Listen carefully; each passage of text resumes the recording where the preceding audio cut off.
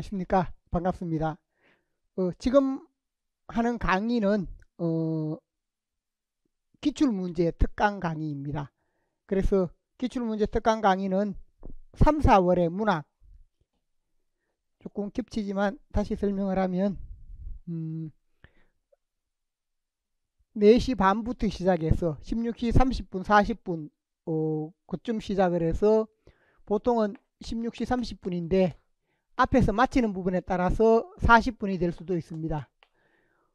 그래서 7시 20분 정도까지, 7시 10분에서 20분 정도까지 이렇게 강의가 이루어지고 3에서 4월 문학 기출 문제, 5월 문법, 6월 국어교육 이렇게 진행을 합니다. 이렇게 진행을 하면서 우리가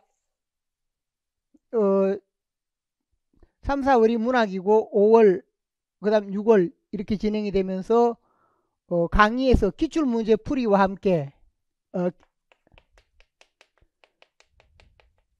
기출문제 11년 서다평 위주로 서다평으로 바뀐 이후에 11년 이 부분을 중심으로 풀이를 합니다. 그리고 그 뒤에 마지막 30분 정도는 답안 작성, 그래서 문제 파악과 답안 작성이다 라고 했을 때 우리가 시험에서 문제를 잘 파악하고 답안 작성하는 게 중요합니다. 그래서 이 부분을 답안 작성을 하게 되면 제가 갖고 가서 매주 이렇게 첨삭을 해서 다음 주에 보면 다시 또 이렇게 그 부분을 가지고 설명을 하고 또 설명을 하고 매주 이런 식으로 강의가 진행이 됩니다. 그래서 이러한 형태로 이루어진다라는 점을 참고를 하시기 바랍니다. 그 다음에 교재 부분이 있는데 교재 부분은 현재 이게 지난해 나온 겁니다. 서단평 10개년에서 문제풀이 해서 문학과 그 다음 국어교육과 문법 이렇게 묶여져 있습니다. 그래서 이게 제시가 되어 있고 이게 10년 동안 제시된 문제인데 그 문학 부분 자료를 보면 기출문제 시험풀이 그리고 2023년까지가 되어 있기 때문에 올해 책을 새로 못 내고 내년에 이제 새로 낼 겁니다. 그래서 2024년 자료는 별도로 이렇게 되어 있습니다. 2024년 자료는 별도로 이렇게 되어 있으니까 그래서 2024년 문제 부분과 거기에 해당되는 자료 부분 이렇게 해서 묶여져서 자료로 제시되었다 하는 점을 참고하시고 그렇게 보시면 되겠습니다. 그 다음에 이 강의도 제가 진행을 하면서 작년에 이걸 처음 만들고 제가 작년에 했는 강의 부분이 이 부분이 아주 충실하게 이 책 자체에 해당되는 부분으로 보면 강의가 잘 된 부분이 있습니다. 그래서 문학, 국어교육, 그 다음에 문법 등이 있는데 우리가 하면서 지금 작년 영상 강의를 열어 놓겠습니다. 그래서 작년 영상 강의 부분도 참고를 하면서 제가 원래 하는 부분은 지난해 했는 부분을 활용을 할 수 있기 때문에 지난해 있는 걸 그대로 반복하는 것보다 지난해 거를 들으면서도 이 지금 현재 여기에 없는 부분이 2024년 부분 자료가 없습니다. 그러니까 2024년 부분은 문법 시작할 때, 문학 시작할 때, 또 국어교육은 국어교육 시작할 때 2024년 자료와 함께 어떤 부분에서 문제가 나왔고 어떻게 풀어야 되는가 바로 지난해 문제이기 때문에 제가 따로 과거에 설명을 했지만 자료 새로 근거가 되는 자료, 배경이 되는 자료와 함께 다시 한번 세부적으로 설명을 하겠습니다. 그렇게 하는 부분이 있고 그 다음에 이 책에서 조금 문제가 되는 게 뭐냐 서다평 10개년 원래는 이제 11개년인데 그 이전에 나왔던 논술이라든지 서다평 문제 그 부분이 여기 안 담겨 있습니다. 그래서 원래 강의에서는 하면서 문학 부분의 경우에 중요한 유형 여기서 보면 작년에 했는데 중요 유형을 작년에 하나하나 문제를 다 풀어서 설명을 했습니다. 근데 원래는 중요 유형에 대해서는 한 번씩 설명을 하고 그 다음에 뭐냐면 그 이전에 있었던 기출문제 있죠. 그 이전에 10개년에 포함되지 않았던 문제 중에 중요한 부분 우리가 반드시 알아야 할 부분 등이 있습니다. 그래서 그 문제에 해당되는 것을 자료로 만들어서 그 부분을 또 강의를 진행을 하려고 합니다. 그래서 이 부분도 앞서도 마찬가지인데 그래서 작년에 있는 것을 그대로 한번 반복하는 것보다는 기출 문제의 경우에도 좀 더 세부적인 내용이나 그 다음에 우리가 기출 문제 중 안 다루었던 부분, 여기에 없는 부분, 이걸 하는 게 더 도움이 될 것 같습니다. 그래서 앞서도 말씀드렸지만 제가 더 쉽게 하려면 여기 있는 걸 그대로 하면 됩니다. 그러면 따로 자료를 안 만들어도 되고 과거 것을 다시 찾아서 편집을 하거나 자료를 안 만들어도 되는데 과거에 나왔던 부분들 중에서도 중요한 부분이나 또 우리가 반드시 좀 알아야 할 내용들이 있습니다. 그래서 그 부분들은 따로 이렇게 해서 강의를 진행을 하도록 그렇게 하겠습니다. 그래서 원래는 10개년, 11개년 이렇게 되는데 10개년 부분은 지난해까지 이렇게 완전하게 되어 있으니까 10개년 부분에 해당되는 부분 오늘 하는 부분은 2024년 작년 시험 나왔던 기출문제를 풀이하고 그 다음에 책을 바탕으로 해서 중요한 유형들에 해당되는 것은 다시 한번 강조하면서 중요한 유형들을 설명하고 그 다음에 그 뒤에 이어서 이게 실리지 않은 부분으로 과거에 있었던 부분으로 과거의 논술형이라든지 그 다음 과거에 제시됐던 문제 중에 응답 제한 논술형이라고 해서 유사한 형태가 있습니다. 그때 나왔던 문제 중에 중요한 문제 이미 뭐 교육과정이 적용돼서 뭐 7차 교육과정이 적용되거나 이렇게 오래된 문제들은 별 필요가 없고 우리가 문제를 좀 주의 깊게 보면서 지금도 필요하다라는 문제만 골라서 그런 부분들에 대해서는 다시 한번 설명하는 형태로 그래서 기출 문제 부분이 전체가 좀 더 완전하게 설명이 되도록 그렇게 진행을 하겠습니다. 예, 그렇게 하는 게 좋겠죠. 예. 그리고 그런 제가 당부드리는 것은 작년 강의도 무조건 이렇게 열어줄 것이기 때문에 작년 강의를 들어야 됩니다. 안 들으면 일부 안 다루어지는 부분이 있습니다. 그러니까 반드시 열어놓으면 그 부분을 통해서 어쨌든 저는 최대한 이 많은 내용을 다룸으로써 여러분들이 시험 칠 때 제 강의만 보더라도 시험을 볼 수 있도록 제가 그게 그 목표입니다. 그래서 폭넓게 하면서 작품들도 왜 영상을 계속 활용하느냐 하면 했던 내용이나 아니면 핵심 내용만 하고 넘어가도 되는데 그렇게 하는 것보다 내용은 좀 많지만 여러분들이 제 강의만 들으면 시험 준비할 수 있도록 그렇게 하는 게 목표이기 때문에 그래서 조금 더 폭을 넓혀서 하고 좀 세부적인 부분도 다루고 그렇게 한다라는 점을 참고하시기 바랍니다. 오늘 자료에 보면 2024년 문학기출시험 문제풀이 부분이 있습니다. 그래서 문제풀이 부분에서 문학 영역의 문제 유형 그 다음에 문학 영역의 출제 분야 및 문제 유형 이렇게 해서 현대시 부분에서 보면 출제작품 윤동주의 참회로 기영도 질투는 나의 힘과 관련되는 것 그 다음에 또 현대시의 박용래의 전형론 한민복의 박수소리 그러니까 여기 보면 질투는 나의 힘 이런 시라든지 아니면 한민복의 박수소리 한민복의 박수소리 이런 부분은 시로는 많이 제시되는데 교과서에는 잘 안 실렸던 부분입니다. 그래서 좀 낯선 작품이었고 최인호의 모범동화 최인호의 경우 타인의 방은 잘 알려져 있습니다. 그런데 모범동화는 역시 안 알려진 부분으로 작년에 보면 현대시 현대소설에서 낯선 작품이 많이 나왔습니다. 근데 작품은 낯설지만 문제 자체를 보면 지문을 통해 읽으면 충분히 해결할 수 있는 부분 그 문제들이 어려운 것은 아니었습니다. 낯선 내용에서 낯선 문제로 나온 게 아니라 낯선 내용을 택하되 일반적인 문제로 우리가 지문을 통해 그 지문을 읽어보면 그걸 파악할 수 있는 그런 문제로 제시되었다라는 게 중요한 특징입니다.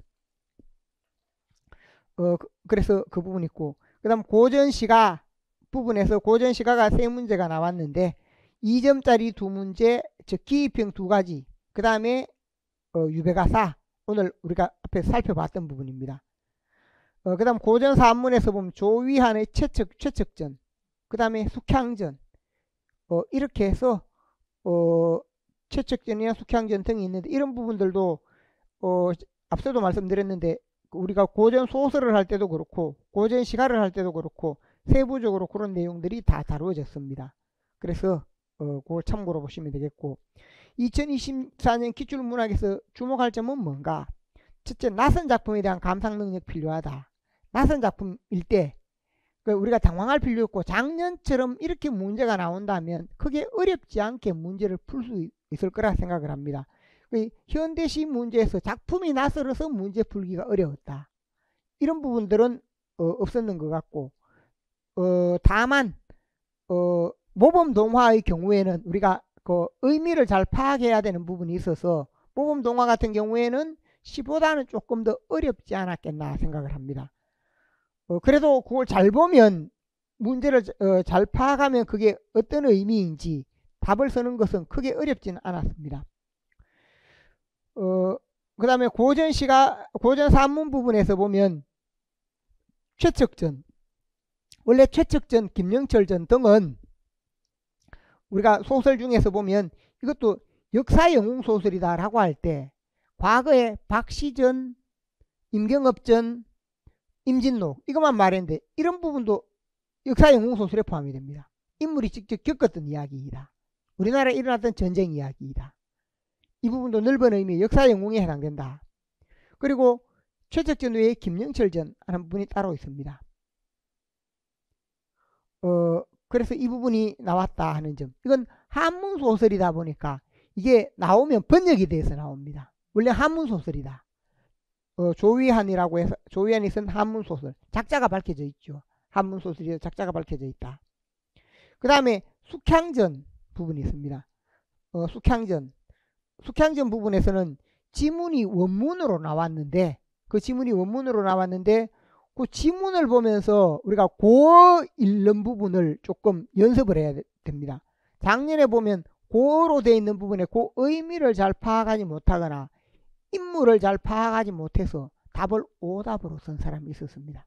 내용은 맞게 썼는데 오답으로 쓴 부분이 있어서, 예를 들어 숙향전 마지막 부분 문제를 보면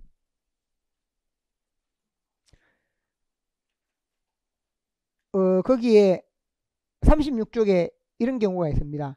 중략 부분인데 차시 부인 장씨 꿈에 숙향이 앞에 와 울며 가로되, 이런 경우가 있죠. 이게 차시 하는 것은 뭘 말합니까? 그때의 의미인데, 어떤 분이 답을 쓰면서 이걸 차시 부인으로 그랬었습니까?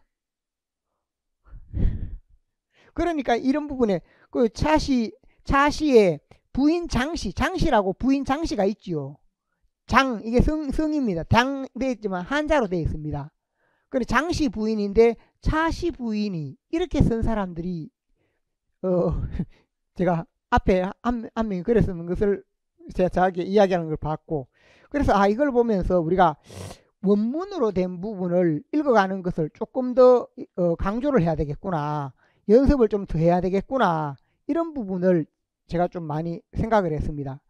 그리고 또 뭐냐, 이런 부분들의 경우에도 우리가 보면 줄거리에 해당되는 것, 기본 인물에 해당되는 것, 줄거리나 인물이 있을 때 항상 요게 줄거리가 누구이고 기본 인물 누구누구이다, 누가 누구이고 관계, 이런 부분들을 우리가 다 기억을 하고 있어야 문제를 풀 때 더 명확하게 풀 수 있겠다라는 그런 생각이 들었습니다. 그래서 그런 점 부분을 생각을 할 수 있고,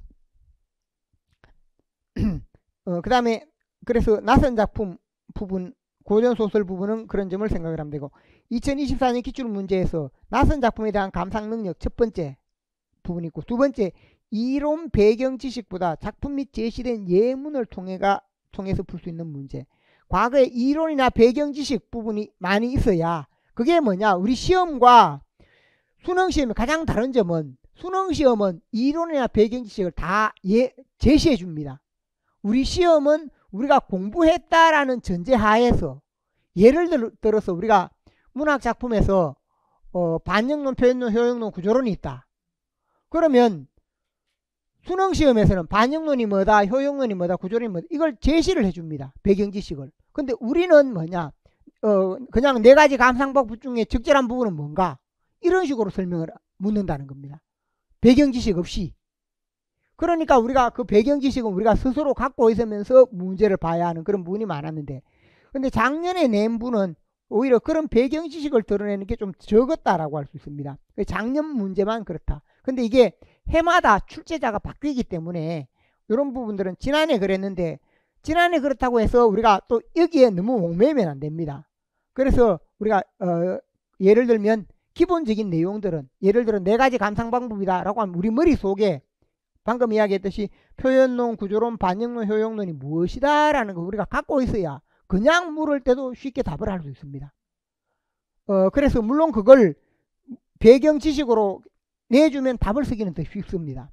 쉽지만 작년 문제는 보면 대체로 배경 지식에 해당되는 것이나 내용이나 이걸 함께 제시해 주면서 우리 시험이 오히려 수능 시험을 많이 닮아가는 형태로, 과거에는 뭐냐면 배경 지식이 이게 제공이 안 되면서 문제를 풀게 하는 경우가 많았다는 겁니다. 그래서 작년에 지문은 낯선데 오히려 문제는 어렵지 않았던 것이 그런 이유가 있다는 겁니다. 배경 지식이나 이 내용이 함께 제시가 되었다 하는 점. 근데 앞으로 쭉 그렇게 될지 안 그러면 작년에만 그렇지 이게 해마다 문제 유형이 조금씩은 다릅니다. 그래서 작년 시험에서는 그게 특징이었다.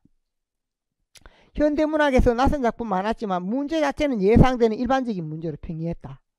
그러니까 문제도 어려워버리면 이런 부분은 우리가 답을 쓰기가 더 어려운데 그런 점이 있고, 고전시가 및 고전소설에 대한 명확한 이해, 해석 능력, 그리고 고전시가나 고전소설 경우에는 원문이 있을 때 그 원문에 나와 있는 부분의 의미라든지 요걸 조금 더 이렇게 하나하나 따져서 그렇게 파악하는 부분이 있다. 그 점을 생각을 하시면 좋겠습니다. 자, 그래서 이 점을 생각을 하시고 2024년 기출문제 풀이해서 순서대로 이렇게 이어집니다. 고전시가 부분, 천수대비가가 있었습니다. 시상의 전개 및 의미 파악, 이렇게 해서 천수대비가 원문이 안 나오고 천수대비가의 김환진의 해독만 나왔습니다. 양주동의 풀이, 양주동의 해석은 제가 다시 이렇게 붙여놨습니다. 원래 시험에는 김환진의 해독만 나왔습니다. 그래서 무릎을 낮추며 혹은 무릎을 꿇으며 두 손바닥 모아 천수관 앞에 기구의 말씀 두느라, 비옵니다. 기구의 말씀을 두다. 똑같은 의미입니다. 크게 다르지 않고, 청개의 손에 청개의 눈, 청개의 손, 청개의 눈, 하나를 놓아 하나를 들어 두 눈 감은 나니, 둘 다 없는 나이니, 거의 비슷합니다. 하나를 숨겨주소서 하고 매달리누나, 하나만 거기 고쳐주시옵소서, 이렇게 말하는 부분. 그래, 청개의 눈과 천수천안이라고 합니다. 관음보살은 천수관음이라고 해서 이 부처님 모신 부분에 가면 관음보살이다 하면, 관음보살 신앙은 뭐가 있는가? 등에 이렇게 팔이 아주 많습니다. 천개가 있고 눈도 천안이다. 그래서 뭐냐? 천수천안으로 천개의 눈으로 보고 세상을 다 넓게 본다는 겁니다. 천개의 손으로 그걸 고쳐주는 부처. 그래서 관음보살은 사람이 병이 들거나 어떤 특별한 원하는 바가 있을 때 그때 관음보살을 찾는 경우가 많습니다. 특히 병이 들었을 때, 아플 때 그때 관음보살 앞에 가서 그렇게 합니다. 그래서 천수천안 이렇게 얘기합니다. 나라고 알아주실진데 나에게 끼쳐주시면 노태 베푼자비가 얼마나 큰가. 이게 다음 시간에 다루는 것이기도 한데, 여기는 희명이라는 여인이 여기 시적 화자이고, 그 시적 화자인데 자식이 눈이 멀었습니다. 자식이 눈이 멀어서 그래서 관음보살 앞에 나아가서 무릎을 꿇어서 당신은 천개의 손과 천개의 눈이 있으니까 그 눈 중에 하나만 나에게 보내서 우리 아이가 눈을 뜨고 살게 해주십시오 라는 그런 의미입니다. 그래서 나에게 끼쳐주시면, 그 눈을 나에게 주시면 그 베푼 자비가 얼마나 클까, 큰 자비가 얼마나 큰가, 그러한 의미의 내용입니다. 그래서 여기 보면 도천수대비가의 일행, 천수대비가라고 하기도 하고 도천수대비가라고 하기도 합니다.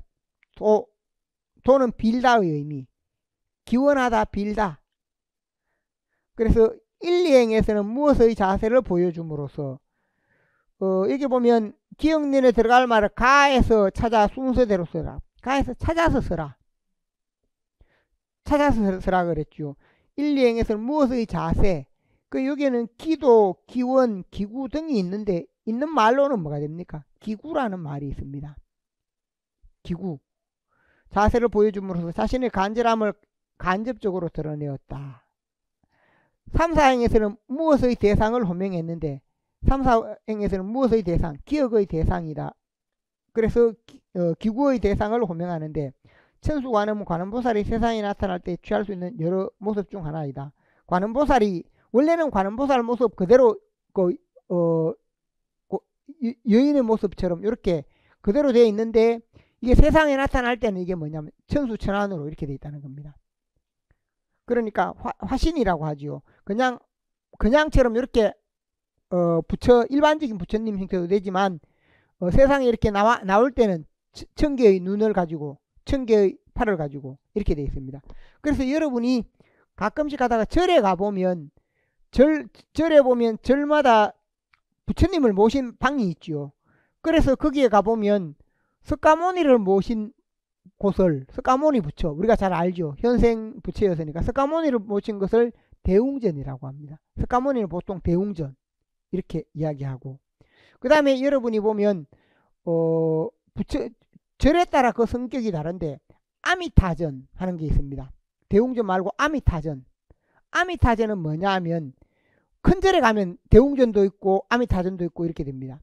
그래서 그 성향에 따라 대웅전이 있으면 화엄경을 강조하는 부분이고, 아미타불이 있으면 그건 뭐냐, 아미타불은 내세불입니다. 부처가 다 다릅니다. 안에 있는 본존불이라고 합니다. 부처 중심에 있는 부처가 뭐냐에 따라서, 어떤 부처냐에 따라서 그 건물 이름이 다 다릅니다. 그래서 아미타불 하면 아미타전, 아미타불 이렇게 되는데, 그건 내세, 죽으면 우리가 뭐냐, 죽으면 극락 가는 곳. 현재 극락을 주재하는 부처가 아미타불입니다. 그래서 뭐냐면 왕생가라든지 이런 경우에 왕생을 할 때 그건 아미타불이 됩니다. 여기는 뭐다? 여기는 관음보살. 관음보살이 있고 또 미륵불이 있습니다. 미륵불에 해당되는 게 뭐냐? 도솔가는 미륵불. 그리고 부처의 기능이 각각 다 다르다는 겁니다. 불교에는 부처가 여러 분이고 부처의 기능이 다르다. 그래서 여기는 관음보살과 관련되는 부분이다 하는 점. 그래서 이 작품의 화자가 총칭에 해당되는 관음보살이 아니라 특징에 해당되는 천수관음을 분명히 지시하고 있다.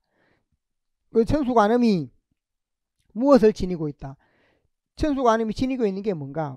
천수관음 이렇게 되어 있는데 천수천안 이렇게 말을 합니다.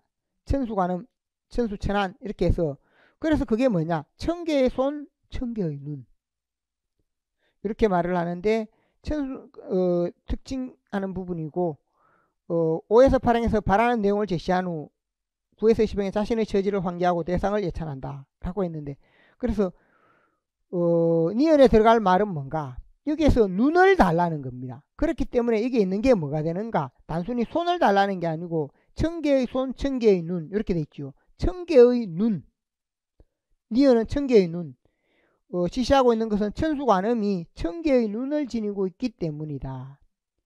그래서 여기서 달라는 게 우리가 한편으로 보면 어떤 행위나 무엇이 부족하다, 팔이 없다 라고 하면 1000개의 손이 될 것입니다. 그게 아니고 눈이 보이지 않는 겁니다. 그러니까 1000개의 눈이 답이 된다 하는 점, 이렇게 이해하시면 되겠습니다. 그래서 이런 문제는 좀 이해하기 쉬운 문제이고, 비교적 그 내용에서 이 부분은 거의 틀린 사람이 거의 좀 적었습니다. 그래서 좀 비교적 쉬운 형태의 문제인데 의미 이해, 해석이 되면 좀 쉬운 부분이 되겠습니다. 그래서 이 부분은 앞으로 예상 부분에 보면 작품에서 가장 기본적이고 일반적인 내용을 묻는 문제다. 그래 어려운 부분이 아니고 고전시감 및 고전소설 작품에 대한 정확한 의미 이해, 우리가 의미 이해 부분이 필요하다 하는 점. 관련 자료 부분이 있습니다. 그래 끝부분 밑줄 친 부분에 무릎을 조아리고 두 손바닥을 합장하여 비는 모습을 제시하고 있고, 1000개의 눈을 가지고 초월력을 지닌 관세음보살께 하나만이라도 제발 주어서 아들의 먼 눈을 고쳐달라고 애절한 청문을 말한다 라고 할 때 그것이 이 작품에 담긴 핵심적인 내용이라는 겁니다. 작품의 핵심적인 내용을 바탕으로 문제를 냈다. 그러니까 좀 어려운 내용이 아니고 일반적으로 문제 자체는 일반적이다 라고 할 수 있습니다. 이렇게 보시면 되겠고, 그 다음에 고전 시가 부분을 먼저 하도록 하겠습니다. 그리고 고전 시가 부분이 그 다음 B의 2번 19쪽 B의 2번에 보면 다음을 읽고 관로 안에 기억니은에 들어갈 말을 찾아 순서대로 쓰시오 라고 했습니다. 관로 안의 순서. 이건 앞에서도 설명했는데 혹시 안 듣는 분도 있기 때문에 간단하게 핵심만 다시 한번 설명을 합니다. 그래서 이 부분은 작자청을 이해하는 게 중요하다라고 했고, 작자청의 경우 작자청이 보면 우리가 사대부 부분이 있다라고 했고 중인 부분이 있다. 그리고 이렇게 평민 부분 또는 그 이하가 있는데, 중인들이라고 하더라도 이 벼슬길에 오르기는 힘들었습니다. 이 중인 중에 누가 있는가 하면 중인 중에 그래도 좀 중인 중에 고층이어서 좀 높은 사람, 그 당시 지위가 높은 것이 뭐냐, 위항시인, 위항 혹은 여항이라고 합니다. 위항시인, 여항시인 이렇게 설명을 하고, 지체가 낮은 사람은 가객이다 이렇게 했습니다. 이 사람들은 한시를 주로 위주로 했다. 이 사람들은 시조를 위주로 했다. 그런데 둘 다 중인이다 보니까 신분적 한계를 지니고 살았습니다. 신분적 한계를 지니고 살았다. 그래서 이 신분적 한계 부분을 하는 게가 있었기 때문에 사대부처럼, 사대부는 마음대로 벼슬을 할 수 있지만 이 사람들은 벼슬에 대한 길이 끊겨 있으니까, 그래서 자기 자신의 신분적 한계를 지적하는 그런 내용으로 이렇게 글을 남긴 경우가 있는데, 이게 가가 바로 남홍침의 고송이라고 했을 때 그 고송이라고 하는 작품 부분도 마찬가지. 거기에 보면 고송 부분도 그렇고, 나에서 보면 노기상제 역상에서 넣고 이 작품도 마찬가지. 그래서 제가 21쪽에 보면 백인식 위항시인과 가객이다 라고 할 때 위항시인의 경우 위항시인 중인서을 하급관리 등이다 라고 했습니다. 그 다음에 가객이다 할 때 가곡 가사 시조를 창작하는 사람, 중인 중에서도 좀 더 하층이다. 중인 중에서 조금 위층이 위항시인이다. 위항시인은 뭐냐, 사대부와 유사하게 한시를 담당했다는 겁니다. 한문을 배워서 한문학을 담당했고, 여기는 뭐다, 가객은 우리말 위주로.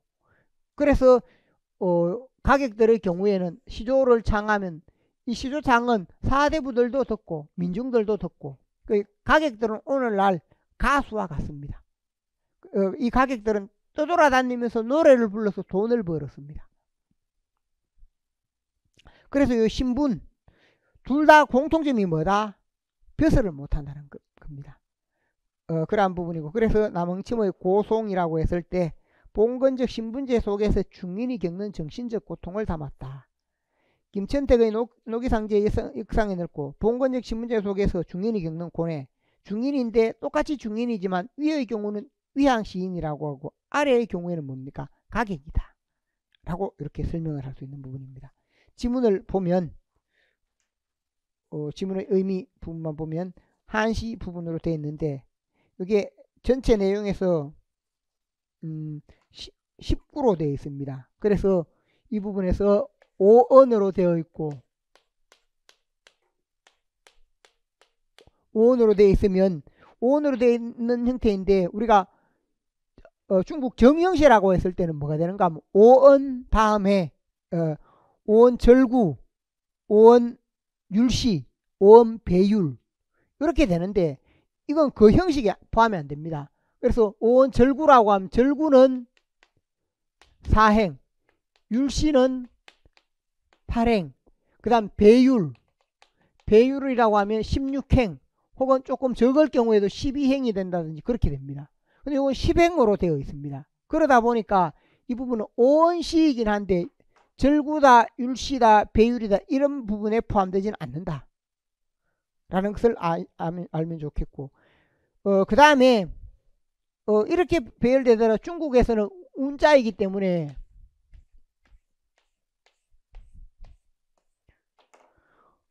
2구, 4구, 6구, 8구, 10구 이렇게 요건 다 운자로 끄듬절이 같습니다. 여기 보면 방자, 2구의 방자, 4구의 상자, 그 다음에 6구의 장자, 그 다음에 8구의 량자, 그 다음 마지막에 상자. 앙의 의미로 끝나는 부분이에요. 다 앙으로 끝나는 부분이 같다. 그래서 그런 부분은 여기 운자가 되는 부분이다 라고 참고하시면 됩니다. 고송이라고 했는데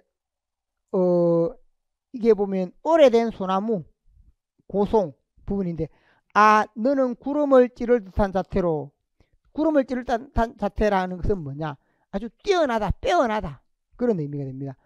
어찌 길가에 태어나서 뛰어난데도 길가에 태어나, 길가라고 할 때 이게 신분을 나타냅니다. 그러니까 이게 좋은 텃밭에 자라야 되는데 길가에 태어나서 뿌리 내리되 적절한 곳에 얻지 못하고, 적절한 곳에 뿌리 내리지 못하고 여러 해 동안 풍상을 겪었다. 이게 바로 뭡니까? 비유적으로 표현했지만 뛰어난 능력을 지녔는데도 길가라는 게 뭐냐, 신분으로, 중인 신분으로 태어나서 풍상을 겪으며 살 수밖에 없었다라는 겁니다. 자기 자신에 대한 신세 한탄입니다. 병든 잎 이미 시들었지만 늙은 가지는 아직도 꿋꿋하구나. 병든 잎으로 이제 나이가 들어서 병든 잎 시들었지만 그래도 아직 늙은 가지가 꿋꿋하다. 나이가 들었지만 의지는 잊지 않고 있다. 늙은 가지는 꿋꿋하다. 다행히 도끼질은 면했지만 잘려나가진 않았는데 아주 험한 일을 당해 죽진 않았지만, 도끼질은 면했지만 동량의 제목이 될 수는 없으리. 동량의 제목이 될 수는 없으리. 이게 바로 뭐냐, 신분적 한계라는 겁니다. 앞서 이야기했죠. 동량의 제목이 돼야 되는데 앞에서 구름을 찌를 듯한 자태, 구름을 찌를 듯한 뛰어난 능력이라는 겁니다. 그러면 당연히 동량의 제목이 될 수 있어야 됩니다. 동량의 제목은 나라에서 높은 벼슬을 하거나 훌륭한 일을 할 수 있는 부분을 말합니다. 그래서 자신의 뭐라고 합니까, 자아를 실현할 수 있다. 자아를 실현할 수 있는데 그렇지 못하다는 겁니다. 그래서 그 원인이 뭔가, 동량의 제목이 될 수 없다 할 때 길가에 태어나다, 이런 부분이 됩니다. 아마도 천수를 누릴 수는 있을 테니, 그래 천수를 누릴 수는 있는데 제목이 아니어서 다칠 일은 없겠구나. 천수를 누릴 수는 있지만 앞에서 제목이 아니다 하는 것은 뭐냐, 벼슬을 하지 않으니까, 벼슬을 하면 귀양 가거나 다치거나 이렇게 되는데 제목이 아니어서 벼슬을 하지 않으니까 다칠 일은 없다. 그래서 요 마지막 부분은 위로하는 겁니다. 마지막 부분은 위로하는 것인데 이게 높은 벼슬을 하지 않으니까 그러하다라는 의미가 됩니다. 그래서 나중에 보면 우리가 그 가사 중에 농부가 하는 가사가 있습니다. 농부가 가사에 보면 사농공상, 선비가 가장 중요하고 사농공상으로 되어 있는데, 농부가 하는 것 중에 가장 크게 강조하는 게 뭐냐, 우리는 사대부만큼 못하지만 그래도 뭐냐, 그 벼슬길에서 피해를 보지 않는다. 귀양 가거나 해를 당하거나 그런 일은 없다 라면서 위로하는 내용이 있습니다. 이것도 마찬가지이다. 그래서 뛰어난 능력을 지니고 있지만 위양시인이고 그게 등급이 낮아서 벼슬에 오르지는 못한다. 그렇지만 벼슬에 등용되지 않기 때문에 오히려 뭐가 되는가, 이렇게 미리 앞서 이야기했듯이 어디 다칠 일은 없겠다라는 그런 부분으로 제시가 되었습니다. 그래서 다칠 일 없다. 또 위에 보면 도끼질을 면했다, 이런 말도 마찬가지입니다. 도끼질을 면했다든지 아니면 제목이 아니라 다칠 일이 없다든지 이런 의미가, 유사한 의미가 되겠습니다. 자, 그래서 앞서 이야기했듯이 바로 봉건 신분질서 하에서 느끼는 고뇌, 안타까움, 한편으로 보면 마지막 부분 또 위로가 담겨 있긴 하지만 이것도 자조적인 그런 의미의 내용이다 라고 생각하시면 됩니다. 나에서 보면 노기상제의 역상에서 늙고, 노기상제는 좋은 말을 말합니다. 노기상제, 좋은 말은 역상에서 늙는다. 이 역상이라는 것은 마구간에서 늙고 있다. 마구간에서 늙고 있고, 용천설악 감리에 운다. 용천설악은 좋은 칼을 말합니다. 좋은 칼이 감리는 뭡니까? 그 칼집에서 울고 있다. 그럼 이 노기상제는 뭐냐? 뛰어난 능력을 지닌 존재. 용천설학도 뛰어난 능력을 지닌 존재입니다. 뛰어난 능력을 지닌 존재가 마곡간에 있고 칼집 속에 있다. 그 요건 누구를 말합니까? 시적 화자 자신을 말한다. 장부에 해온 뜻을 속절없이 못 이루고, 장부가 품은 뜻이 뭐냐? 원래는 벼슬을 하고 우리가 입신양명하는 게 장부의 뜻입니다. 입신양명. 장부에 해온 뜻 한마디로 말하면 이게 입신양명이라는 겁니다. 입신양명하고 싶은데 속절없이 못 이루고 귀 밑에 흰털이 날리니 그를 서러워하노라. 귀 밑에 흰털이 날리다. 나이가 들어버렸으니까 그것을 서러워한다. 여기서 보면 한편으로 나이가 든 것을 말하는 것 같지만 또 한편으로 보면 뭔가 앞에서 이 상황을 보면 왜 역상에서 늙어야 되고 감리에서 울고 있어야 되는가, 또 왜 장부에 온 뜻을 속절없이 못 이루는가 라고 할 때 그게 바로 신분적 한계라는 겁니다. 그래서 여기에서 가객의 경우도 똑같다. 그 신분적 한계가 있기 때문에 그것을 이룰 수 없다라는 점입니다. 내용에 보면 가와 나는 조선시대 중인층에 속하는 작가들의 작품으로 인재의 사회적 진출을 제한하는 신분제의 모순과 그에 따른 울분. 그래서 이렇게 앞에 이야기했죠. 중인 계층이다 하는 것. 먼저 가의 구름을 찌르던 자태와 나의 노기상제 용천설학 등은 뭐다? 뛰어난 면모를 말합니다. 뛰어난 능력을 지니고 있다라는 것을 말하고, 뛰어난 능력. 가의 무엇은 기억은 풍상을 겪게 한 원인이 된다는 점에서, 또 나에서 역상과 감리는 유능한 존재를 가둬놓고 있다는 점에서 미천한 신분을 비유하는 것이다. 중인이어서 벼슬을 할 수 없다. 그래 공간적 시효이다. 그래서 가에서 기억은 뭔가? 풍상을 겪게, 왜 풍상을 겪었는가? 길가에 태어났다. 그 길가라는 게 뭔가? 중인으로 태어났다. 이런 의미입니다. 그래서 길가. 가에서 뭐 동양의 제목은 이룰 수 없는 꿈을 말한다. 동양의 제목. 벼슬을 하고 싶고 나라를 위해 일을 하고 싶지만 신분적 관계 때문에 안 된다는 것이고, 나의 무엇은 이루고 싶은 꿈을 가리키며, 나의 무엇도 이루고 싶은 꿈을 가리킨다. 나의 경우에 뭐냐? 장부의 해온 뜻. 여기 글자가 좀 깨졌네요. 뜻의 의미인데 여기 글자가 깨졌습니다. 장부의 해온 뜻.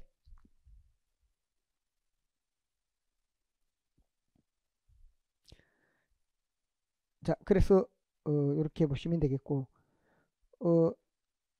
앞서 이야기했듯이 두 작품 모두 이렇게 그 신분적 한계가 있는 그 부분을 바탕으로 해서 내용 특징을 잘 드러내고 있는 부분이 되겠습니다. 그래서 공통적인 의미를 지닌 작품.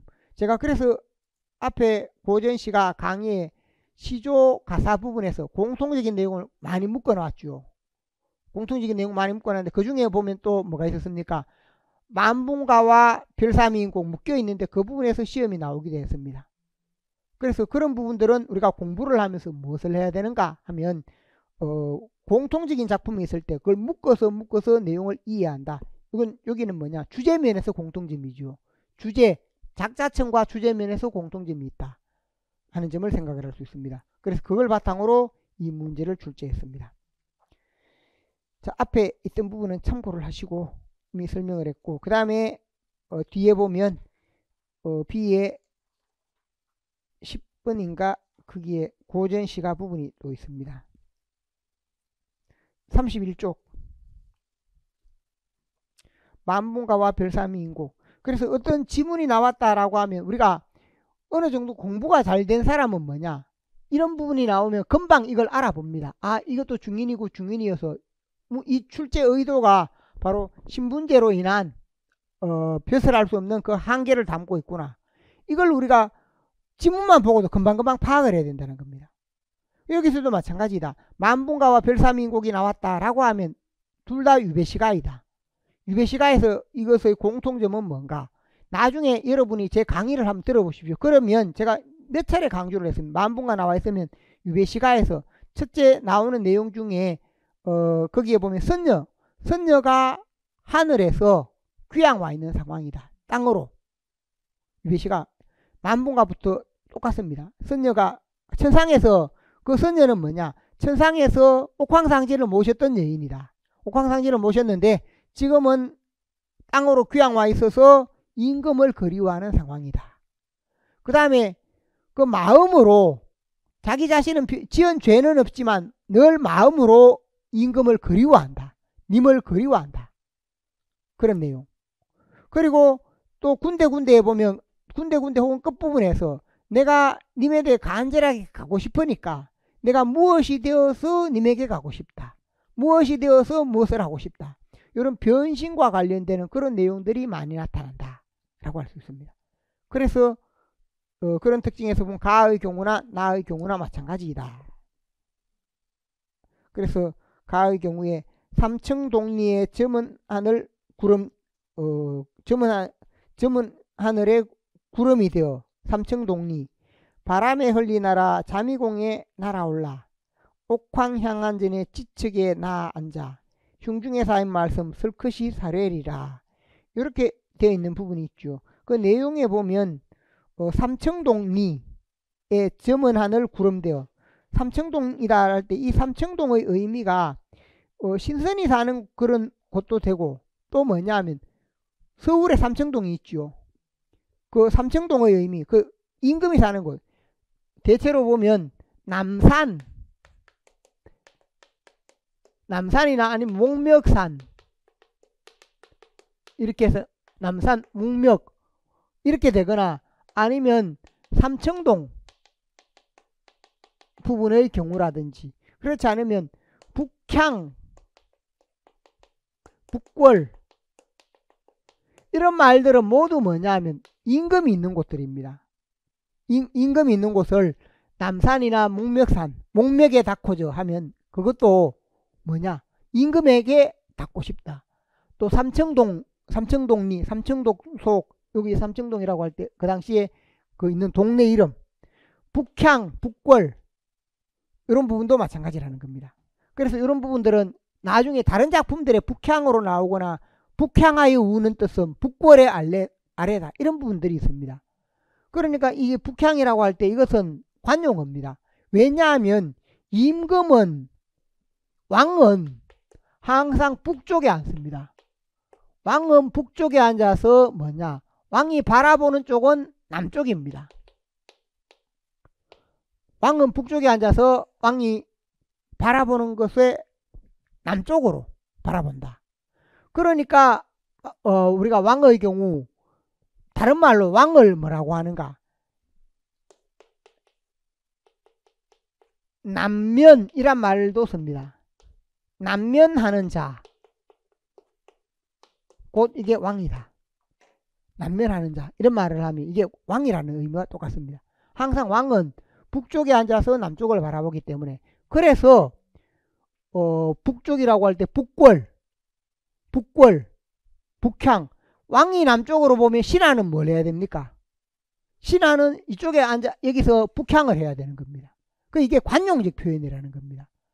북향, 북궐 이렇게 나오는 부분들은 다 왕을 의미하는 것이다. 이게 관용적 표현으로 이런 부분 알고 있어야 됩니다. 그래, 북궐, 북향 이런 말이 계속 나오죠. 귀양 가 있는 사람이, 우리가 예를 들면 여기가 남산이 서울이 여기다 하면 귀양 가서 이 의주에 귀양 가 있습니다. 의주나 함경도에 귀양 가 있는 사람도 늘 뭐냐, 북궐하여, 북향하여 우는 뜻은, 이게 북향이 아니죠. 이쪽은 남향이 되는데 왜 북향인가? 이게 신하가 이렇게 바라본다는 그 의미로서 생각을 할 수 있습니다. 같은 말이다.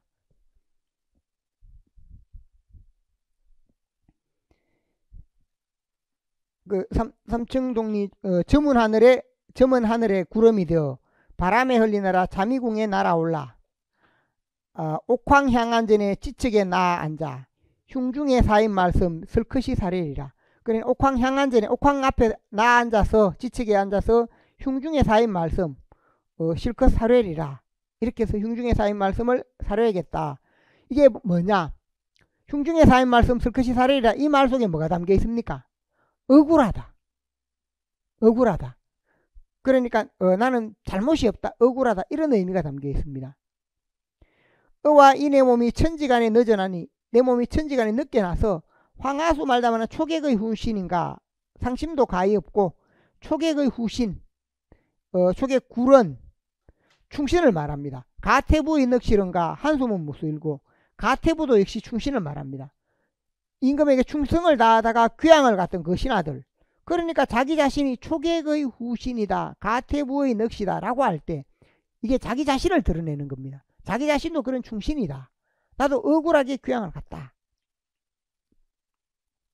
넋이른가 한숨은 무슨 일인고 현강은 고향이라, 현강이 고향인데 10년을 유락하니 10년을 떠돌다 보니까 백구와 벗이 되어 함께 널자 하였더니, 현강이 고향인데 10년 동안 유배를 떠나와 있다는 겁니다. 유락하다 떠돌다 하는 것은 유배를 와 있고, 백구와 벗이 되어 함께 널자 하였더니 어루는 듯 괴는 듯 남의 없은 님을 만나, 어루는 듯 사랑하는 듯 남에게 없는 님을 만나서 금화성 백옥당의 꿈이조차 향기롭다. 금화성 백옥당도 님이 있는 곳을 말합니다. 오색실 니엄 절러 님의 옷을 못하여도, 오색실을 이어서 님의 옷을 지어내지는 못하여도 바다 같은 님의 은을 추호나 갚으리라. 님의 옷을 못 지어서 님의 옷을 짓지는 못하지만 그래도 님의 은혜를 갖고 싶다. 바다 같은 님의 은혜를 추호 조금이라도 갚으리라. 조금이라도 갖고 싶다.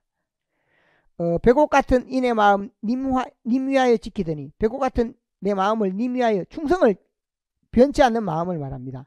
장안 어젯밤에 무설이 섞어치니, 장안 어젯밤에, 장안 이렇게 된 서울 어젯밤에 무설이 섞어치니, 이게 뭐냐 하면 무설이 섞어치다, 이게 정변 사화 등으로 인한 것이 됩니다. 날 저무는 대나무에 취수도 냉박할 사, 날 저무는 대나무에 취수도 냉박할 사, 이렇게 해서 차다라는 의미로 날이 저무는데 자기 자신이 이제 아주 외로운 처지에 처해 있는 그 상황을 말합니다. 북풍에 혼자 서서 가없이 우는 뜻을, 내가 북풍에 혼자 서서 끝없이 우는 뜻을 하랄 같은 우리 님이 전혀 아니 살피시니, 우리 님이 임금이 살펴야 되는데 아니 살피니, 목난 추국이 향기로운 탓이른가, 목난이나 추국이 향기로운 탓이른가, 처벼 소군이 박명한 몸이든가, 이렇게 해서 목난 추국이 향기롭기 때문에 꽃향기에 취해서 그렇게 하지 못하는가, 또 처벼 소군이 내가 박명하기 때문인가, 내가 박명한가, 아니면 그 주변에 향기로운 꽃들이 많아서 나를 살피지 못하는가, 아니면 처벼 소군이 내가 박명하기 때문이 그런가 라는 의미가 됩니다. 그래서 이 내용에 보면 아래쪽에 내용이 제시가 되어 있는데, 이 부분이 이제 만분가 부분이고, 나에서 보면 이보소 저각신님 서론 말씀 그만하오, 말씀을 들으니 서론 줄 다 모를세, 인연인들 한 가지며 이별인들 같을 손가, 광안전 백옥경에 님을 매시어 즐기더니 니래를 하였거니 지향인들 없을 손가, 해다 저 문날에 가는 줄 서로 마소, 어떻다 이내 몸이 전할 때 전혀 없네, 광안전 얻어매오 백옥경 내 아든가, 원앙친 비치금에 매시 본 적 바이 없어, 내 얼굴 이거동이 무엇으로 님성길고, 질삼을 몰아가니 가무야 더 니랄까, 누워도 생각이요 앉아도 생각이라, 아마도 이 생각은 일각을 못 잊을세. 여기도 대화 위주로 이렇게 진행을 하려고 했는데, 그 대화 부분이 이보소 저각신님 서론 말씀 그만하오, 이렇게 말씀을 들으니 서론 줄 내 다 모르겠다, 이렇게 해서 각시가 이제 서론 이야기를 하니까 이보소 저각신님 서론 말씀 그만해라, 이렇게 해서 대화 형태로 말씀을 들으니 서론 줄 다 모를세, 서론 줄 다 모르겠구나, 인연이 한 가지고 이별인들 같은가, 광안전 백옥경에 임을 모셔 즐겼다. 이게 이제 과거 부분이에요. 광안전 백옥경, 그러니까 선녀라는 것을 드러냅니다. 즐기다가 일회를 하였거니 재앙인들 없을 순간, 일회를 했다. 7년 동안 그렇게 모셨다. 재앙인들 없을 순간, 해다저 저문날에 가는 줄 서러 마소. 해다저 점으로서 이제 간다고 해서 슬퍼하지 마라. 어떻다 이내 몸에 전할 때 겨눌 때 전례 없네. 이내 몸이 다른 곳에 비할 데가 없다. 억울하다는 겁니다. 그래서 광안전 얻어매오 배곡경 내하든가, 광안전 얻어매오 배곡경 내하든가, 원앙친 비치금에 매셔본 적 바이 없네. 여기는 모셔본 적이 없는데, 그래서 이건 뭐냐면 김춘택은 실제 벼슬을 했는 게 아니고 귀향을 가기는 갔는데 엉뚱한 일에 연루가 되어 귀향을 갔는 겁니다. 자기가 벼슬을 하다가 갔는 게 아니고 엉뚱한 일에 연루가 되어 갔다. 그래서 여기 보면 원앙친 비치겸에 매셔본 적이 없다라고 할 때 임금과 가까이 하거나 신하가 되어 모신 적이 없다라는 그런 의미가 됩니다. 그래서 내 얼굴 이거동이 무엇으로 님 승길고 질삼을 모르거니 가무야 더 니를까, 이렇게 해서 이런 부분이 이제 여인이 님을 위하는 그 마음으로 누워도 생각이요 앉아도 생각이라 아무도 이 생각은 일각을 못 잊을세요. 아무래도 님을 그리는 것은 일각을 못 잊겠다. 그래서 어쨌든 자기도 억울하게 귀향을 가 있는 그 상황에서 그래서 별 3위인곡이 있으면 다른 3위인곡이다라고 해서 별 3위인곡, 여기 미인은 임금을 말합니다. 내용에 보면 다의 경우 지문이 있는데 이렇게 서술형 속에 이렇게 설명이 되어 있다는 겁니다. 이런 부분이 뭐냐, 옛날 시험과 다릅니다. 옛날 시험이라면 이런 부분이 없이 아니면 간단하게 제시되는 부분인데 여기는 이런 게 다 제시가 되어 있으니까 이걸 보고 우리가 찾기가 쉽습니다. 고려 소교 정과정으로부터 시작된 유배시가의 전통은 조선에 와서 유배가사로 이어진다. 조위는 무오사화라는 큰 정치적 사건에 연루되어 유배를 가게 되었으며, 그럼 기억 부분, 김춘택은 평생에 걸쳐 벼슬한 적이 없었으나 옥사에 여러 차례 관여했다는 혐의로 유배를 가게 되어 각각의 유배지에서 작품을 창작했다. 그래서 기억 니언을 설명하는 것, 이런 부분인데, 예를 들면 이런 부분이 기억과 니언에 해당되는 시행 한계를 제시하고 각각 찾아서라. 이게 원래 다가 없으면 뭐냐, 기억과 니언의 창작 동기, 창작 배경에 대해 설명할 것, 문제가 이렇게 나온다는 겁니다. 그러면 이게 없으면 어떻게 됩니까? 답안이 뭐가 되는가 하면 조위의 경우에 정치적 사건에 연루되었다. 김춘택은 벼슬한 적이 없지만 뭐냐, 유배되었다. 그런 내용으로 답이 된다는 겁니다. 그런데 여기에 이미 다 설명이 되어버렸기 때문에 이 문제가 쉽다는 겁니다. 작년 유형이 이런 부분으로 다 이렇게 제시가 되어 있고, 그래서 그걸 맞추어서 찾다 보니까 문제가 그만큼 작년에 쉬워졌다. 원래는 배경 지식을 바탕으로 하면 이만큼 쉬운 문제가 아니라는 겁니다. 그래서 그 점을 참고하고, 그래서 그럼 기억의 경우는 뭔가, 무오사화라는 큰 정치적 사건이다 라고 했을 때 비유적으로 제시가 되어 있었는데, 장안 어젯밤에 무설이 섞어치니, 무설이 장안 어젯밤, 장안은 원래는 중국 장안이라고 할 때 중국 당나라 수도가 장안, 낙양 이렇게 됩니다. 근데 보통은 서울을 의미하는 그런 부분이다 하는 점. 그래서 장안 어젯밤 무설이 섞어치니 이런 부분이 되고, 니언의 경우에 평생에 걸쳐 벼슬한 적이 없다. 원앙침 비치금에 매셔본 적 바이 없네 부분이 있습니다. 이 부분이 글자가 깨져서 미안합니다. 이게 이 제 컴퓨터 부분에서 2020년 부분이 제게 2020년 21년 부분인데 우리 여기에 있는 부분이 더 오래되다 보니까 이게 글자가 이렇게 깨집니다. 저는 맞게 해서 보냈는데 글자가 이렇게 깨져 버렸습니다. 어쨌든 미안합니다. 제가 보낼 때는 이게 글자체라든지 이런 부분도 다 이렇게 뭐냐면 강조되는 것은 달리 이렇게 다 했는데 그 부분이 다시 이렇게 된대요. 인원이 얼마 안 되니까 이걸 제가 PDF로 해서 다음번에 다시 한번 이렇게 올리도록 하겠습니다. 이렇게 올려놓으면 지금 올리는 것도 문제가 되니까 PDF로 해서 그렇게 하도록 하겠습니다. 그래서 이게 바이 없네 이 부분이고, 그 다음에 두 번째 문제, 가에서 미음이 누구인지 밝혀라. 미음, 기억니은 띠걸리얼 미음, 천상의 존재로 되어 있었습니다. 천상의 존재가 누구인지 밝히고, 가가 디귿과 리얼 중 어느 것에 해당되는 작품의 내용을 근거로 하여 서술할 것. 유배가사에는 자신의 억울함을 토로하는 내용과 대상에 대한 그리움을 표출하는 내용이 포함되어 있다. 그래서 작품에 따라 그 비중이 단일하지는 않은데, 어떤 작품에는 전자가, 또 어떤 작품에는 전자에 해당되는 내용 대신에 후자에 해당되는 내용이 주를 이룬다. 이런 부분도 제시될 때 어떤 작품은 전자가 어떤 작품은 후자에 해당되는 내용이 주를 이룬다. 단순하게 보면 되는데 전자에 해당되는 내용 대신 막 이렇게 돼 있죠. 그러니까 서술하는 부분에서도 이런 부분은 그냥 명료하게 해주는 게 낫습니다. 이러한 차이는 작품 안에 나타나는 천상의 존재가 누구인가의 여부와 긴밀하게 연동이 되어 있다. 천상의 존재가 누구인가. 그래서 이 부분에 미음에 해당되는 부분은 가에서 미음이 누구인가. 가에서 미음은 뭐냐. 앞에서 자기 자신을 귀양 보낸 임금이 됩니다. 그래서 왕인 연산군 혹은 성종 때 그래서 예성연중 이렇게 이어지는 시기에 이 작품이 지어졌습니다.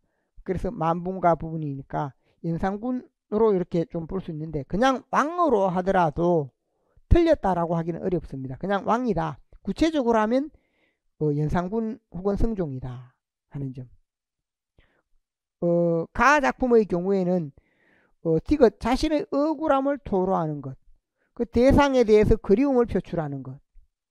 그래서 요거 디귿은 유배가사 중에서도 우리가 디귿의 경우 억울함을 토로한다라고 할 때 억울함을 드러낸다. 그러니까 자신은 잘못이 없다는 겁니다.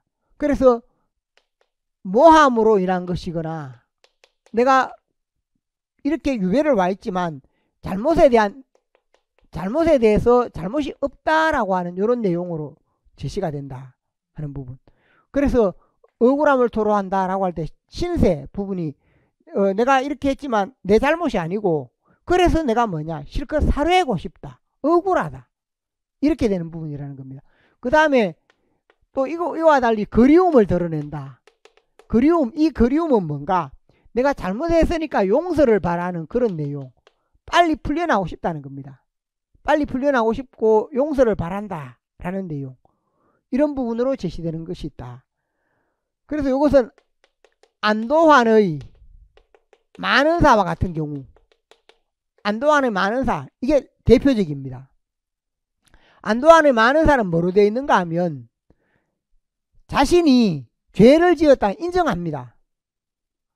그래서 모함이 아니고 죄를 인정하는데 죄를 인정하니까 빨리 좀 풀려났으면 좋겠다. 그래서 임금을 간절히 그리워한다. 이 부분은 죄를 인정하고 풀려났으면 좋겠다라고 해서 이런 부분이 좀 내용이 다르다 하는 점을 생각할 수 있습니다. 이건 죄를 인정하는 것이 있고 또 작품들마다 이런 부분들 성향이 조금씩은 달라서 그래서 작품 속에서 보면 앞에서 사미인국 송미인국도 별로 자신의 잘못을 크게 인정하지 않습니다. 거기에서도 억울하다. 그래서 여기 만분가 사미인국 송미인국 이런 부분은 대체로 좀 억울한 부분이고 이런 작품의 경우에는 내가 잘못했다. 여기 직접 인정을 하는 부분으로 내가 죽을 죄를 지었는데 그래도 성은으로 이렇게 귀양만 와서 반성하는 부분이 있습니다. 실제로 이건 안도환의 경우 잘못을 저질렀습니다. 그래서 그런 경우가 있다 하는 점으로 참고를 하시기 바랍니다.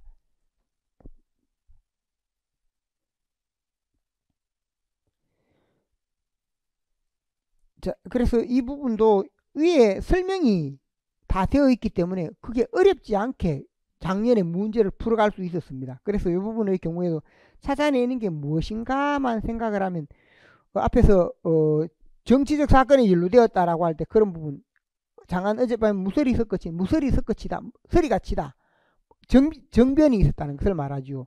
그 다음에 원앙침 비치금은 매셔본 적이 바이 없다 라는 부분 이런 것이 상황을 잘 드러내준다는 겁니다. 유배가사 부분에 가사의 유형 만분가와 뒤에 설명들은 다 거기에 제시가 되어 있습니다. 그래서 이런 부분들을 여러분이 참고를 하시면 되겠고 돌아와서 이제 우리가 고전시가를 먼저 했기 때문에 고전시가 부분을 먼저 살펴봤습니다. 그 다음에 4페이지에 5페이지에 뭐가 있는가? 현대시 부분이 있습니다.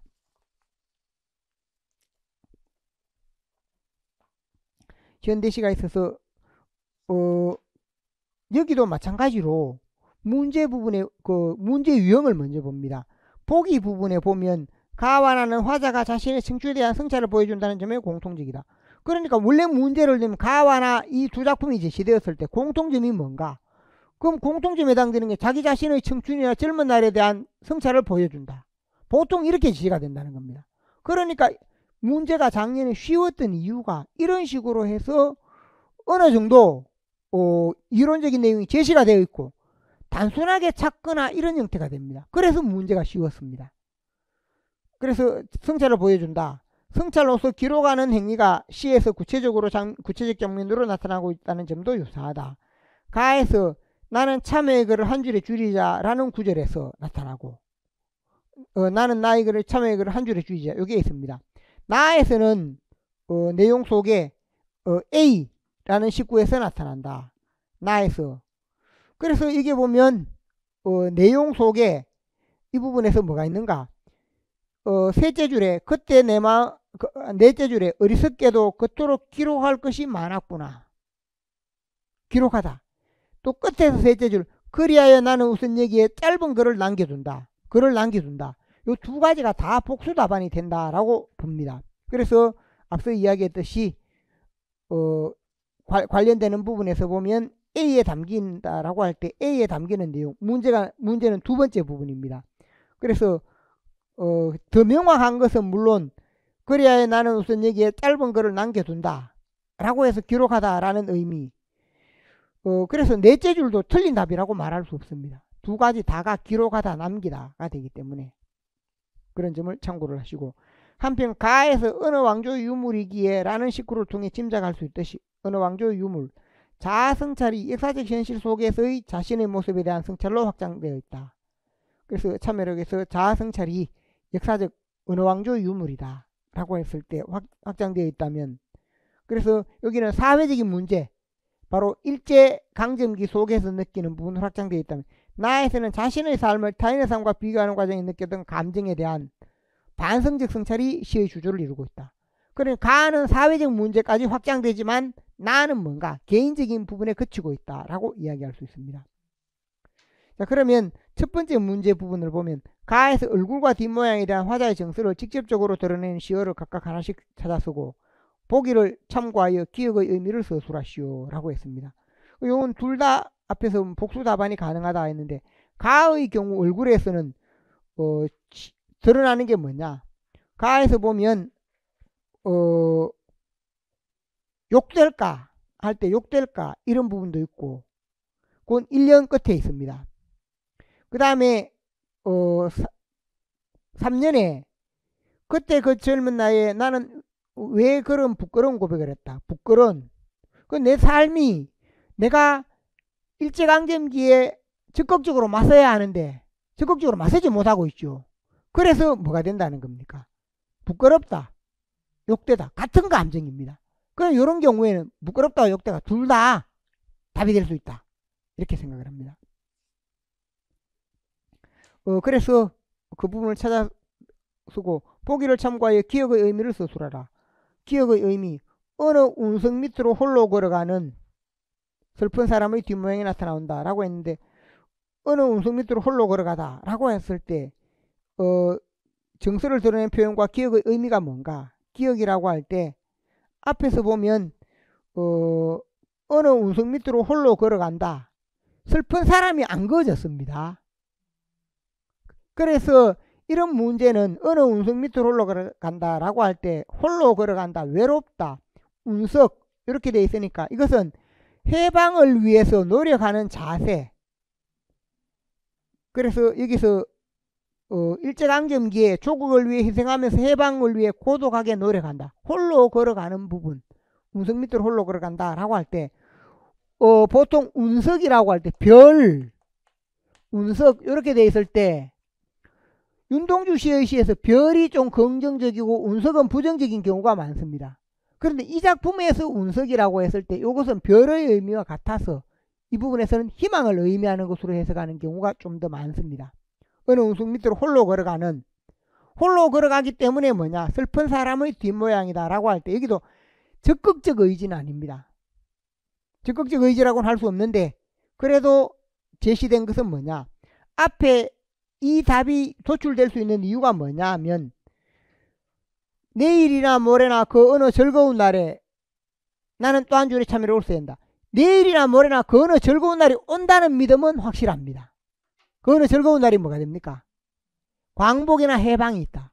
광복이나 해방이 있는데 그러나 현재를 겪어야 되니까 그 어느 운석 밑으로 홀로 걸어간다라고 할 때 해방을 위해서 혼자 희생하며 가니까 그 혼자 지금 현재는 뭐냐? 슬프다라는 의미입니다. 그러니까 슬프다라고 할 때 슬픈 사람의 뒷모양 이게 자기 자신을 의미하는 것이고 그래서 이게 슬픈 사람이 아니라 그래서 의지적으로 드러낼 수 있어야 되는데 여기서 그래서 이육사의 경우에는 강한 의지로 근데 윤동주의 경우에는 이런 부분에 있어서도 조금 약하게 드러난다라고 이야기할 수 있습니다. 그래서 운석 밑으로 홀로 걸어간다라고 할 때는 여기 운석의 경우 앞에서 보자면 즐거운 날의 해방 홀로 걸어가는 것은 뭐냐? 해방을 위해 희생하면서 힘들게 살아가는 삶의 자세라는 겁니다. A에 들어갈 식구를 나에서 찾아 쓰고 성찰의 결과를 고려할 때 나의 화자가 발견한 진정한 삶의 모습을 서술하라. A에 들어갈 식구를 나에서 찾아 쓰라. 앞에서 이미 이야기했습니다.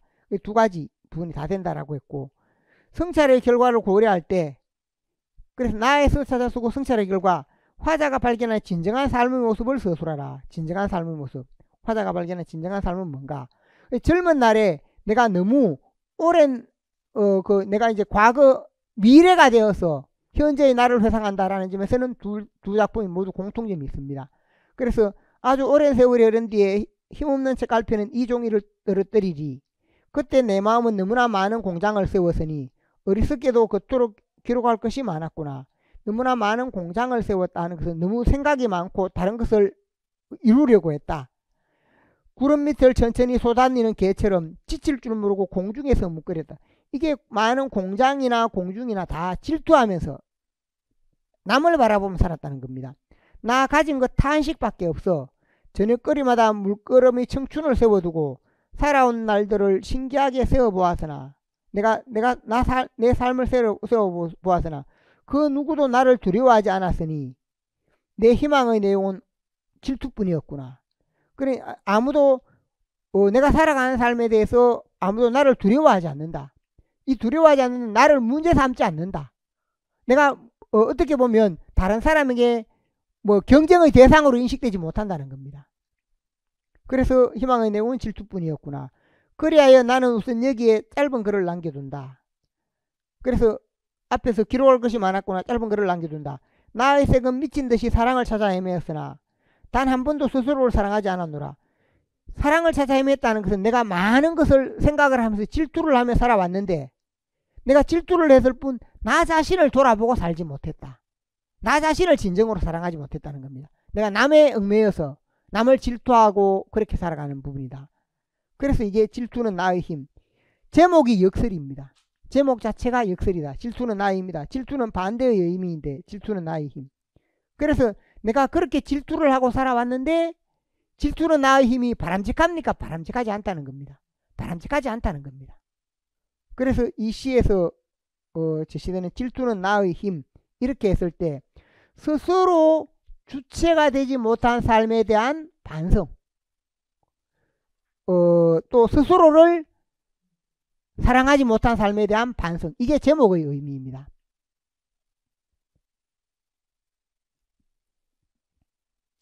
그래서 질투는 나의 힘이어서 그게 잘 살아왔다는 게 아니라 내가 너무 질투만 하고 그렇게 하다 보니까 내가 내 삶에서 내가 스스로 주체가 되지 못하고 잘 살아오지 못했다라는 그런 의미가 됩니다. 자, 그 점을 참고를 하시면 좋겠습니다. 그래서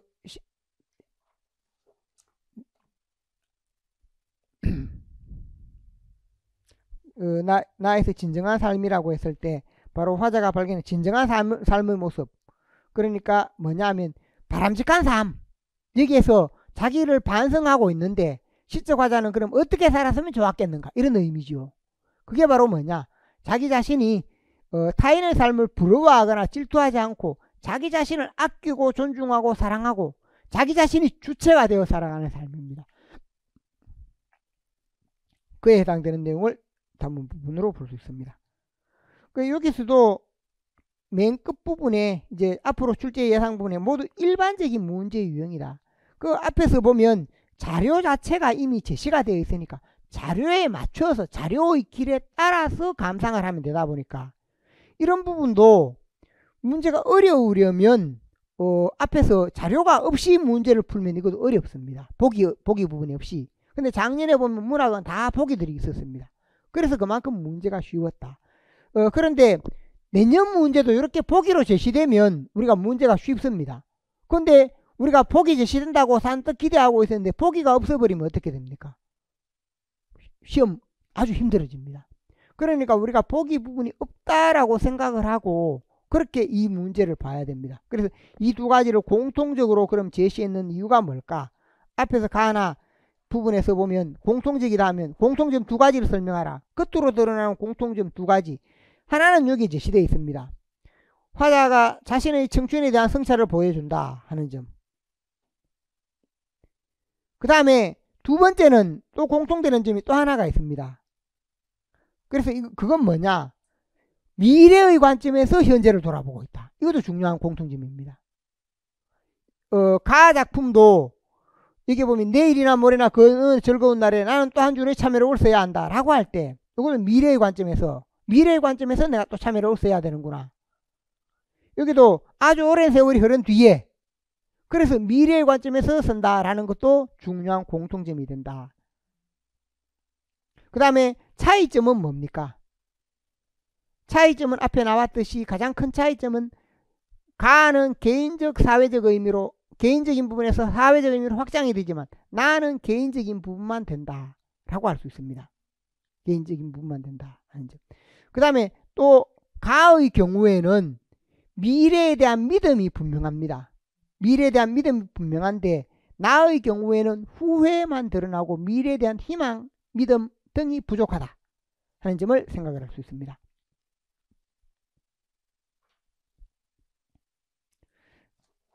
자, 여기까지 해서 다루었고 작품 자체의 설명은 뒷부분에 다 있습니다. 그래서 질투는 나의 힘에 대한 것이나 작품들은 있기 때문에 이런 부분을 참고를 하시고 그 다음에 있는 것이 10쪽에 보면 오발탄이 있습니다. 자, 이것은 잠시 쉬었다 하도록 합니다. 여기까지 질문. 예. 천수 대비가 예.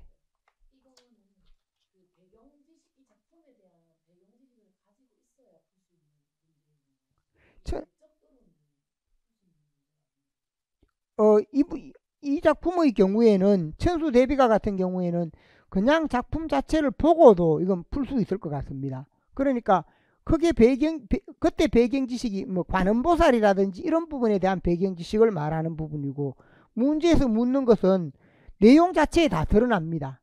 이게 배경 지식 부분이 없어도 도천수 대비가의 1, 2행에서는 무엇의 자세를 보여준다. 읽어보면 이게 예를 들면 양주동 해석에서 아니면 거기에 기구의 말씀을 두노라 빌다 이건 다 알 수 있죠. 눈 그것도 원문에 나오잖아요.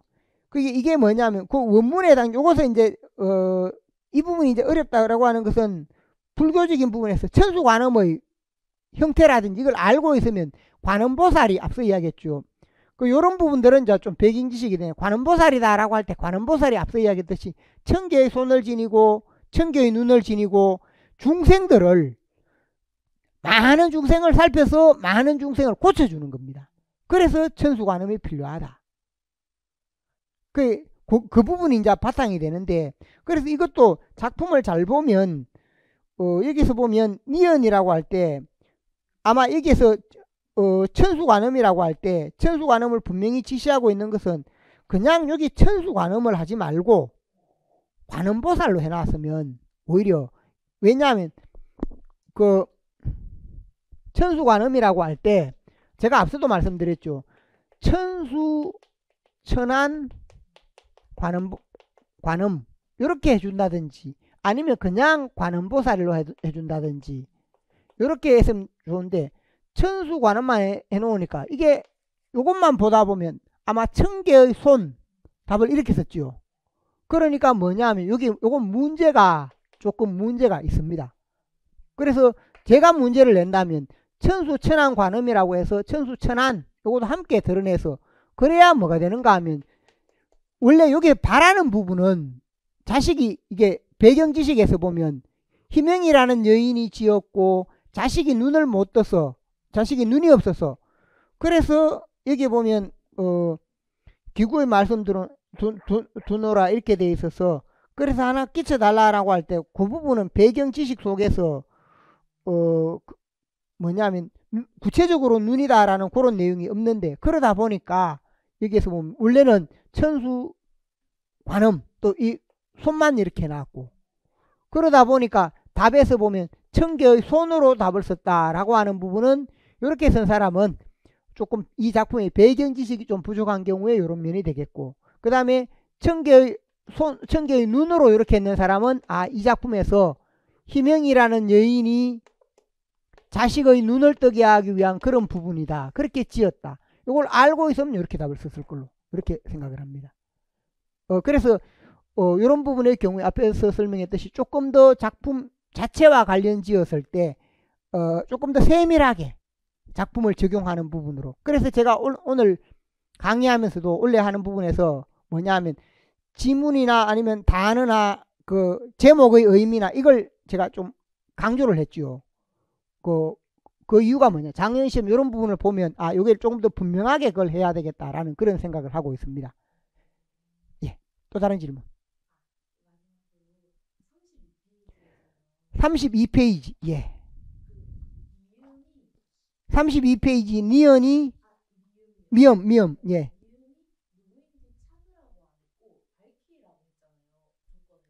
예. 예.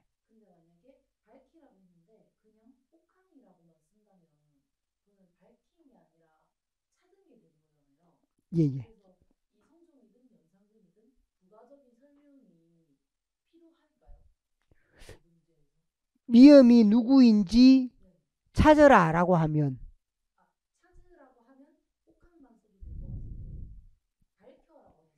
예.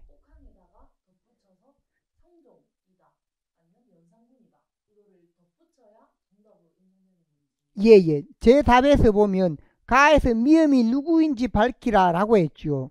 그래서 누구인지 제시하고 누구인지 찾고 이렇게 하면 있는 그대로 하면 된다는 겁니다. 그렇게 되면 뭐냐 옥황이다 이렇게 하면 됩니다. 근데 밝히라라고 하면 밝히다는 것은 조금 더 들어가는 면이 있기 때문에 그래서 제 답에서 뭐라고 되어 있습니까? 표면적으로는 옥황인데 밝히자면 당시 왕의 의미로 그렇게 되어 있다는 겁니다. 그래서 제가 쓴 답은 이 책들도 마찬가지입니다. 제가 장담하건대 비교해 보면 제가 작년에 내기도 했지만 정답의 그 정밀성은 가장 높습니다. 장담합니다. 이렇게 해보면 하나하나 문제라든지 제가 이렇게 꼼꼼하게 해서 이런 답의 경우에도 그냥 넘어가는 게 아니고 어떤 부분이 복수 답안이 될 수 있고 또 어떤 부분은 이렇게 밝히라고 하면 왜 이렇게 답이 되는가 하는 걸 꼼꼼하게 하나하나를 다 제시를 하고 있다는 겁니다. 그래서 이 다른 부분 문제도 마찬가지입니다. 제가 작년에 꼼꼼하게 그걸 했기 때문에 그래서 이게 그런 부분이 장점입니다. 그래서 답안 쓰기에 그래서 뭐냐 이런 부분으로 하면 제가 전체가 다 했으면 1점을 주는데 옥황만 되어 있다. 그럼 0.5점으로 감점을 합니다. 그런 식으로 제가 이제 시험을 보게 하거나 그러면 밝히라라고 했을 때와 그냥 제시하라라고 할 때 그게 다르다는 겁니다. 예. 그렇게 훈련이 되어야 우리가 실제 시험에서 높은 점수를 받을 수 있습니다. 예. 잠시 쉬었다 합시다.